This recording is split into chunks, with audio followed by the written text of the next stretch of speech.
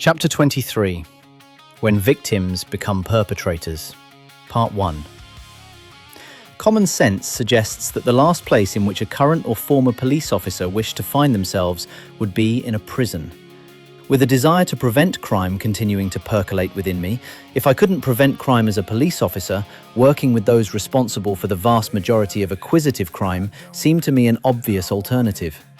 Yet, I'd take the indirect route into prison by spending the next 18 months as an advocate, first for a charity supporting the victims of domestic abuse, and then, after having moved from Sussex to southwest London, for another charity supporting the families of murder victims.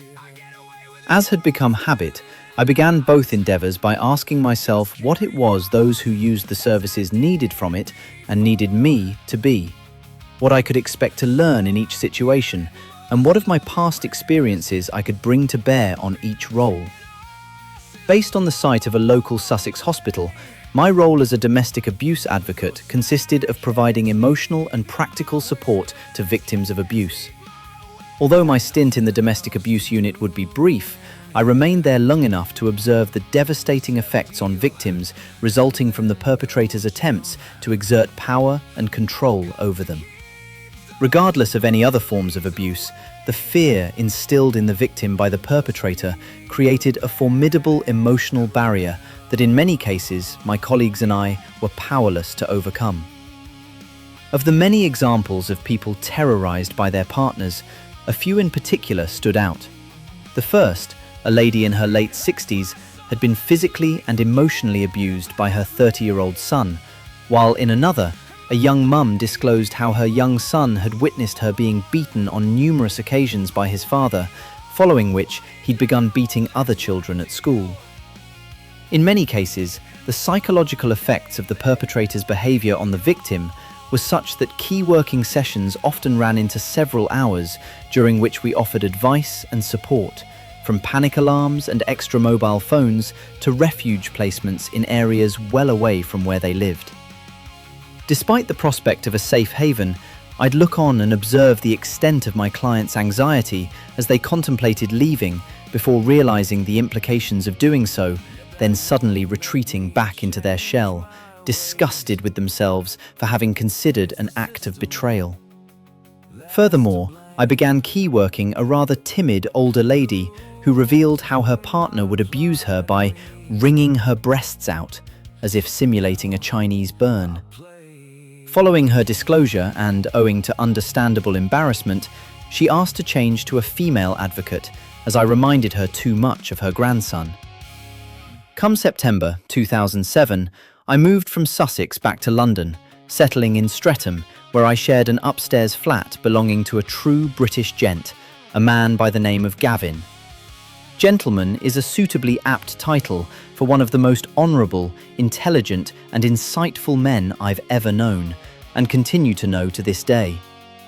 Like those with both Scott and Jenny, my relationship with Gavin during my time in the police would similarly suffer following another bout of depression, resulting in another decent and altogether innocent person being pushed away.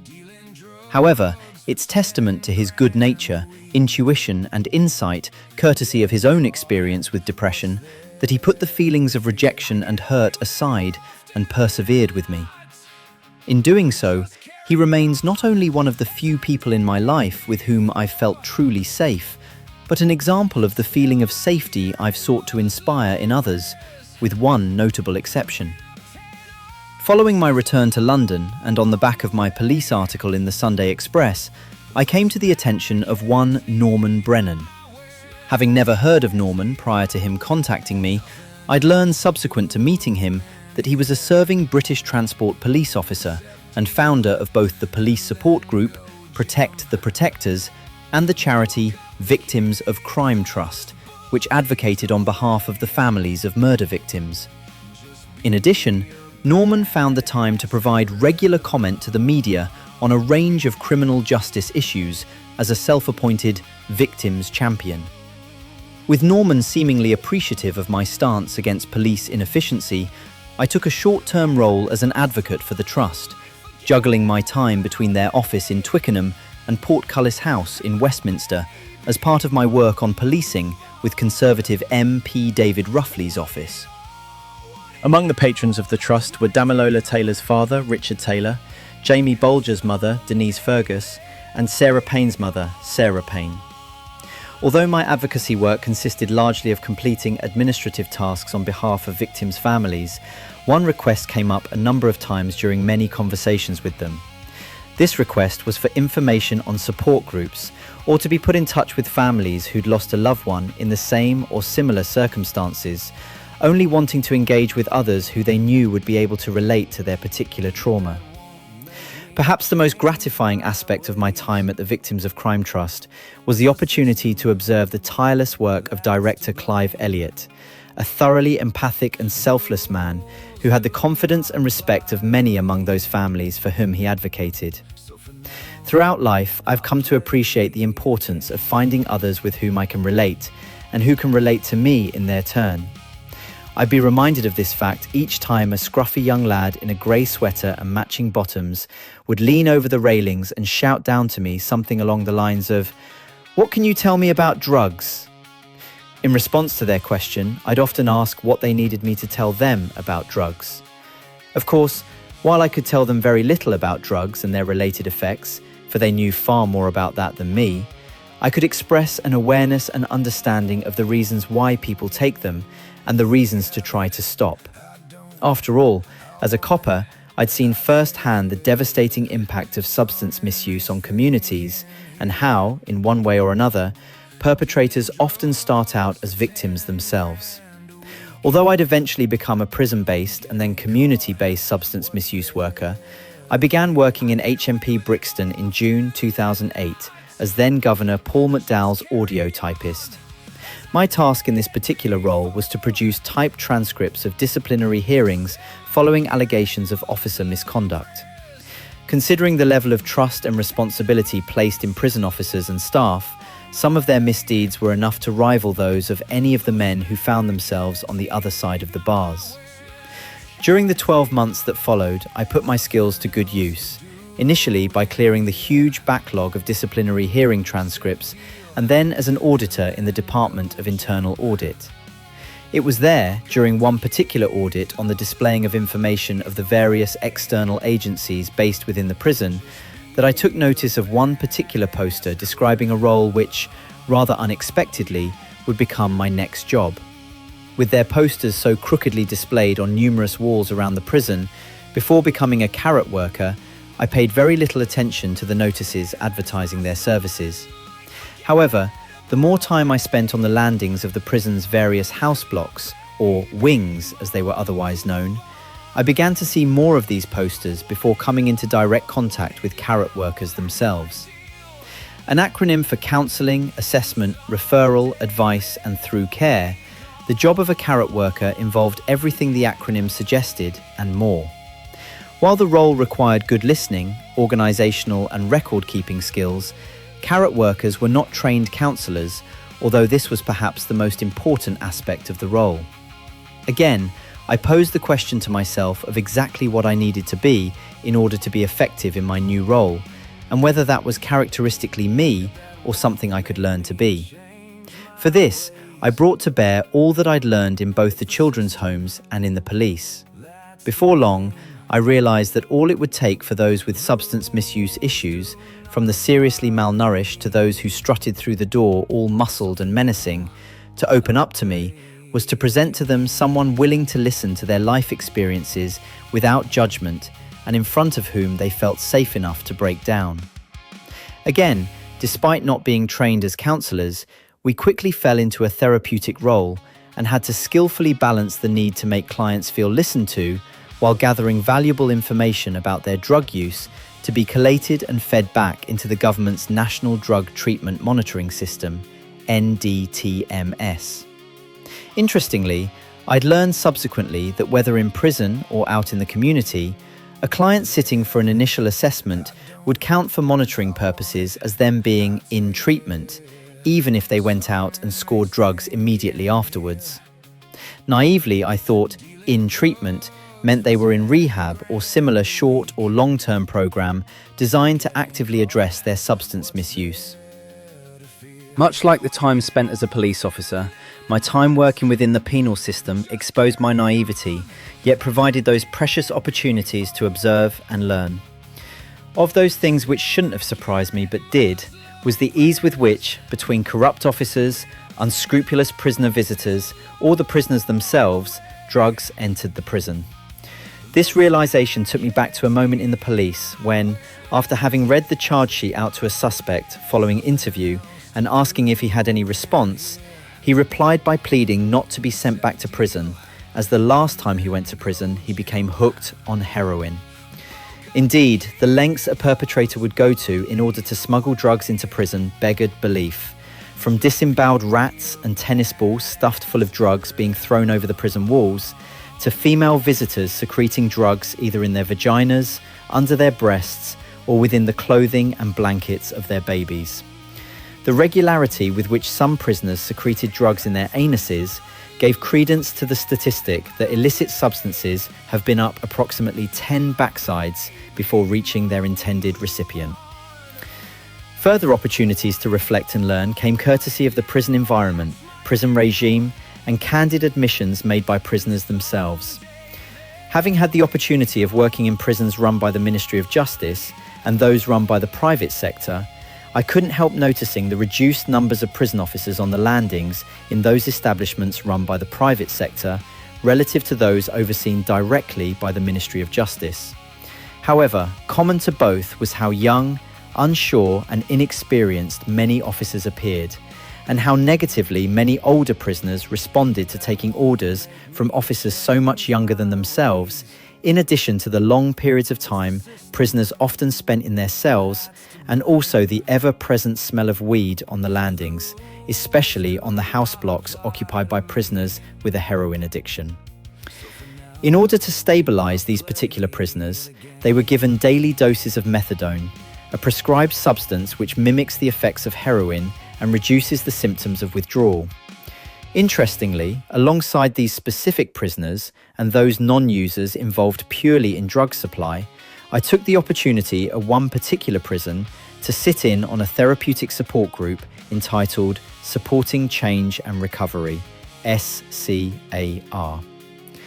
Arguably, the two most significant nuggets of information came courtesy of prisoners who explained that, as dealers, they could earn several thousands of pounds per week selling drugs and make more in a week than they would in a year working a typical 9 to 5. When the facilitator pointed out the inherent risks in terms of getting caught, the prisoners dismissed this as merely an occupational hazard and explained how they get away with it far more often than they are caught. Despite being fathers, there were those who lamented missing their children, while in the next breath professed to being seduced by the luxury lifestyle their illicit activities afforded them. Fueled by a belief that it's the system which is at fault and not them, rehabilitating these prisoners would undoubtedly prove a challenge to their offender managers, and which put me in mind of a burglar I once interviewed who rationalised his activities on the basis that if he didn't have something he wanted while someone else did, he felt justified in taking it. All this led me to realise that, if for no other reason than to protect the public, there are those for whom incarceration is the right thing until such time as they're motivated to make different choices. Meanwhile, there are those whose choices are largely influenced by their entrenched drug addiction, for which they may or may not receive the appropriate support in prison. While it goes without saying that the public must be protected from the devastation wrought on communities of drug abuse, for a prison-based support worker, one of the greatest challenges is presented by methadone prescribed prisoners coming into the prison on short sentences. With the requirements of my role being to assess an addicted prisoner's drug use and their social care needs, provide them with talking therapy type exercises as part of key working sessions, otherwise referred to as psychosocial interventions, and arrange a prescribing appointment back in the community upon release, short sentences, in many cases of merely a week, serve to frustrate most, if not all, of these objectives. In the best case scenario, we barely manage to complete an initial assessment and arrange a prescribing appointment, while in the worst, albeit rare occasion, some prisoners were discharged without a prescribing appointment in place, which increased the likelihood of them going to their dealer upon release to score. On the other hand, there were also those so chaotically entrenched in the cycle of addiction and crime that coming to prison provided temporary relief not only to the individual themselves, but also to the community so disrupted by their drug use. In order to cope with the psychological demands of such a role while working meaningfully with service users, a supportive management is essential. However, this was not the first time, nor would it be the last time I'd find myself hamstrung by unnecessary duplication of information resulting from onerous processes and outdated IT systems, which together serve to significantly reduce my overall effectiveness. Nor was it the last time I'd be part of a client-facing team beleaguered by an incompetent and self-serving management team, more inclined to protect their own interests than challenge the calamitous decisions passed down to them from their superiors.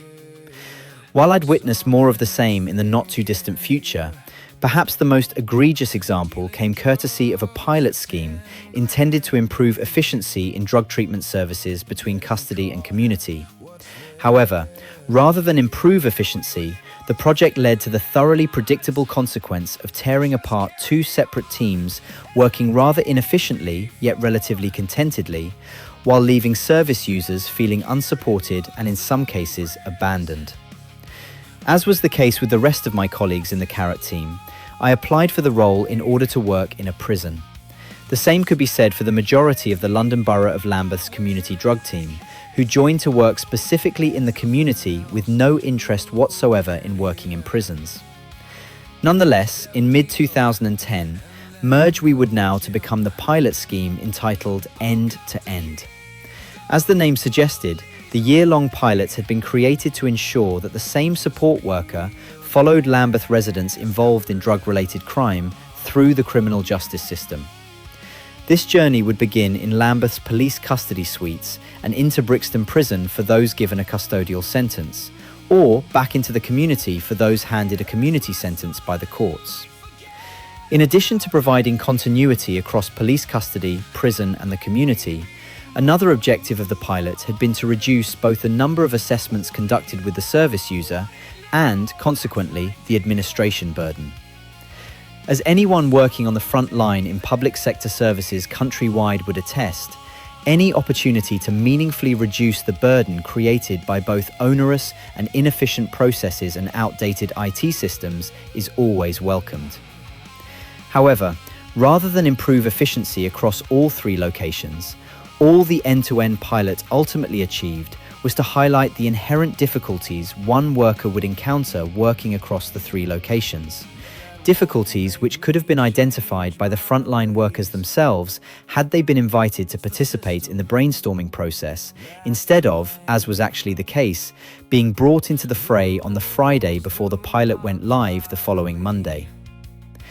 At this particular meeting, attended by both prison and community-based drug workers, it became clear that fatal errors of calculation had been made in terms of the proportion of prisoners in Brixton Prison who were actually Lambeth residents, and how we would still need to provide assessment services to the remaining service users involved in drug-related crime from other boroughs who form the majority of the prison population. Furthermore, with additional recruitment of drug support workers not getting underway until after the pilot had commenced, coupled with prison security clearance taking several months to come through, having to provide sufficient cover across all three locations proved logistically challenging and left Brixton Prison on many days with only 1 or 2 support workers in situ. As a result, rather than the barely manageable chaos of working within one site, we found ourselves working amid the unmanageable chaos of the 3 sites of police custody, prison and the community. As for reducing the paperwork burden, those responsible for the end-to-end pilot had failed to take into account that paperwork completed within the prison establishment could not be removed from the prison, which resulted in 2 sets of paperwork, one for prison and one for the community, having to be completed. This careless oversight served to frustrate the pilot's main aims of reducing the admin burden and repeated reassessment of a client group whose members may come into custody as often as every few weeks. Suffice to say that I didn't stick around long enough to witness the inevitable scrapping of the end-to-end pilot, as I and many of my fellow colleagues abandoned ship long beforehand. However, after having experienced the chaos and inefficiency of prison-based drug treatment, my interest in whether or not community-based services were similarly hampered had been piqued. Based in the southeast London town of Woolwich, the place of my birth, in August 2010 I joined the team at the Greenwich Drug Intervention Programme, DIP. While it may be true that the grass is rarely greener on the other side, for what I was about to encounter, not even a ride-on mower could cut through the kind of chaos which awaited me there. It has to be said that the obvious advantage of working in prisons is that at least you know where to find your client. Alas, the same cannot be said working as a community-based caseworker. And given the chaotic nature of addiction, I could expect my client to be absolutely anywhere. Anywhere, that is, apart from the DIP offices. At this point, it may provide context and clarity by explaining the work of a DIP, in addition to how services are commissioned and by whom. In the case of both Lambeth and Greenwich, the Borough Council Commissioners put contracts out to tender on which various organisations bid against each other to provide services in that particular borough. At that time, the contract for Greenwich DIP was held by a charity called CRI, Crime Reduction Initiative. CRI held a number of contracts among the London boroughs and home counties, including Lambeth, until the advent of the end-to-end pilot.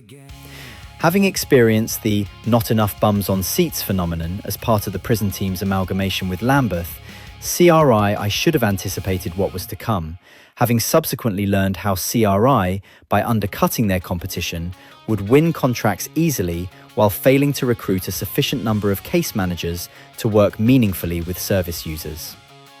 Therefore, it should have come as no surprise to me to walk in on my first day to discover I'd inherited the caseload of a departing colleague, consisting of upwards of 100 clients. Specifically, my caseload comprised live clients who were actually engaging, those who had fallen off the radar, referred to as community tracking, and those previously active although were now in prison, known as prison tracking. At this point, it's worth taking a moment to describe the kind of circumstances which lead to addiction and subsequent accessing of drug treatment services.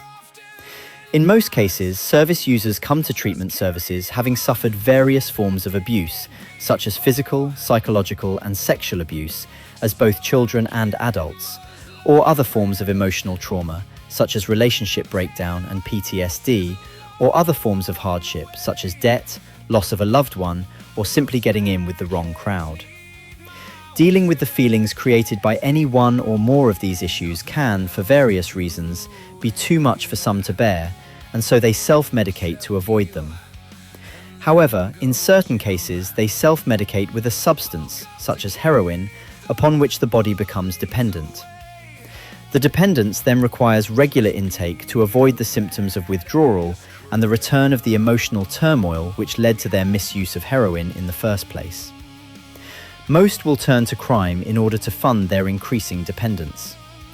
This in turn creates a huge burden on the criminal justice system and blights communities, to say nothing of the effect on the users themselves in terms of infection, incarceration, further abuse, and unwanted pregnancy, relationship breakdown, and, in many cases, homelessness. It goes without saying that engaging a client group whose unresolved trauma and related addiction perpetuates a cycle of chaotic substance misuse and crime is no easy task, and the demands placed on empathic drug workers to support their clients are considerable. It's lamentable that the working environment, consisting of high caseloads, onerous processes, unnecessary duplication of paperwork, and outdated IT systems, is not conducive to meaningful working with an inherently difficult-to-reach client group.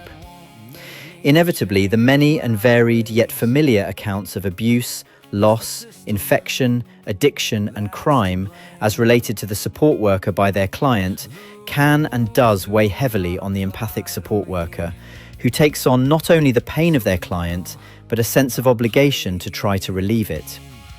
Therefore, it's not difficult to imagine the stress and burden which accompanies the responsibility of managing a caseload of 100 people.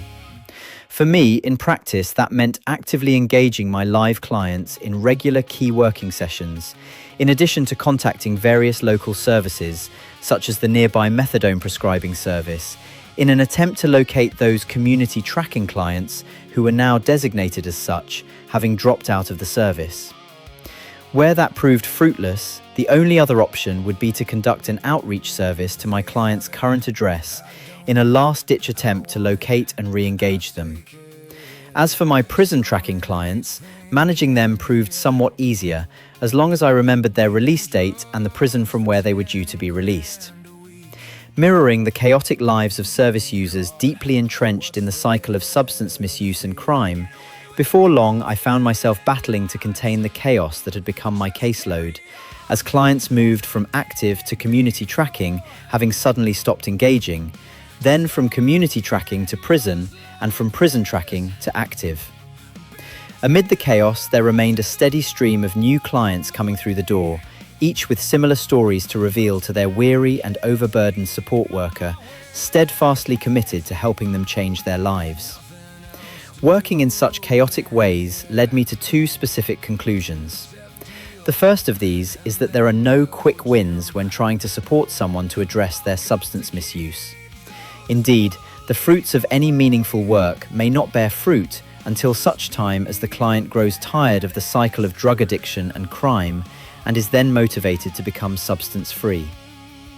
The other is that there were those among my clients who would only engage when in crisis, needing help to get their benefits restarted when they'd failed to attend appointments, or needing their tenancy saved having been served an eviction notice, or needing a new appointment with the prescribing service for their methadone or buprenorphine having missed 3 consecutive appointments. Once I'd helped fix the issue, my briefly active client would disappear again, soon to be relegated to the ranks of community tracking and back into a self-perpetuating cycle of self-medication, supplied to them courtesy of their dealer, along with the kind of abuse associated with substance misuse, whether as victims or perpetrators, and, inevitably, crime. In the case of these clients, I felt my intervention was merely enabling their chaos, not helping them to address it. Needless to say that after 10 years of working in public service roles and rendered hopelessly inefficient by poor management, onerous processes, unnecessary duplication of paperwork and outdated IT systems, I started to feel the effects of burnout. Seeking a change of pace, I'd work for a time in domiciliary care before returning to prisons to co-lead a team of prison-based drug support workers.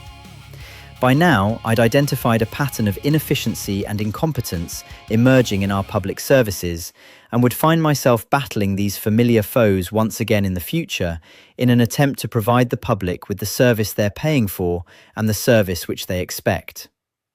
Before then, I'd meet another significant individual from whom I'd experienced the opportunity to learn about life, which would once again see me leave British shores.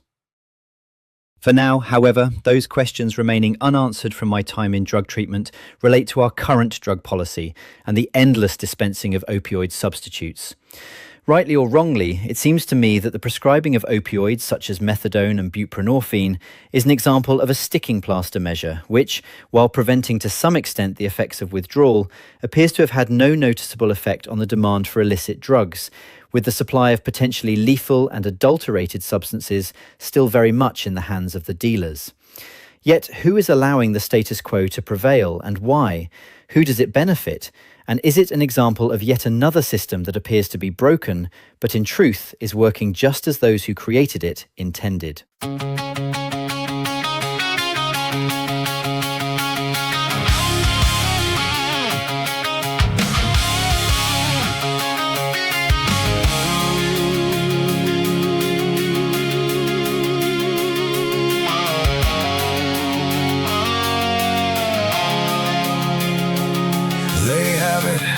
I don't, I want it, I take it. Some inmates thinking here, dealing drugs for 10 grand a week. Getting caught, what's there to fear? I get away with it more often than not. Just carry on as I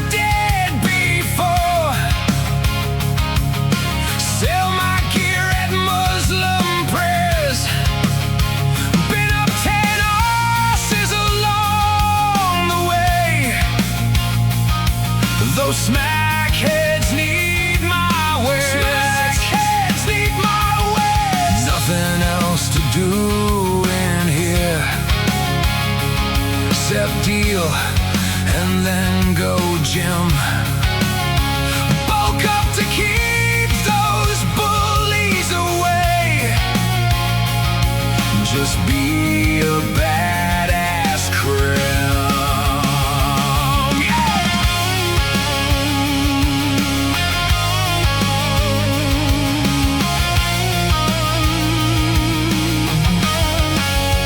It hurts my son might forget about me, and my baby mom move on.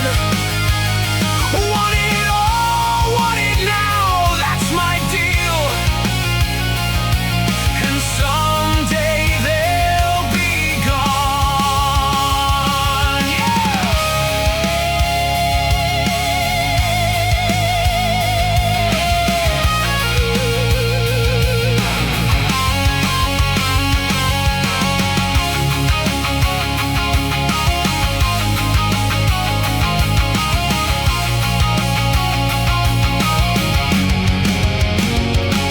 Yet that won't make me change my ways.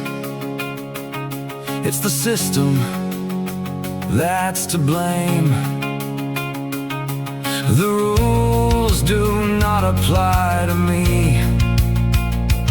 So for now, I'll play the game.